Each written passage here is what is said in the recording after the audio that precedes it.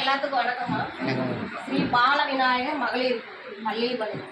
நீங்கள் வந்து எங்களுக்காக உணவு கொடுத்துருக்கீங்க. ஃபஸ்ட்டு உங்களுக்கு நான் நன்றி தெரிவிச்சுக்கிறேன். அம்மா, நம்ம முதியோர்கள்லாம் கவனிங்க. இவங்க பள்ளிப்பாளையத்தை சேர்ந்தவங்க.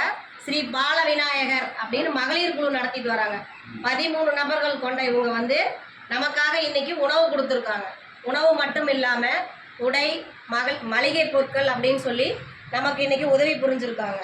உதவி புரிந்த அந்த 13 குடும்பத்தாரை சேர்ந்தவங்களுக்கும் நம்ம நன்றி தெரிவிச்சுக்குவோம். அந்த 13 குடும்பத்தை சேர்ந்த அவங்களுக்கு தொழில், குடும்பம், வாழ்க்கையில் எல்லா நலனும் பெற்று நீடூழி வாழ நாம் இறைவன்கிட்ட ஒரு நிமிஷம் பிரார்த்தனை வச்சுக்கோம்.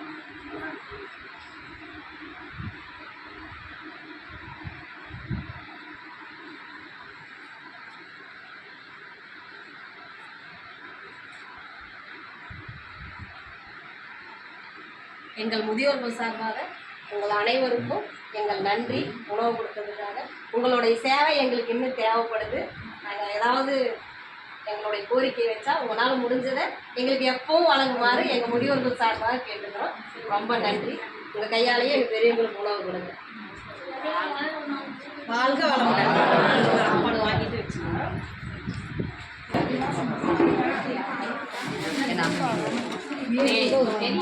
இனிப்பா இது வந்து காலம். சரிம்மா, இனிப்பு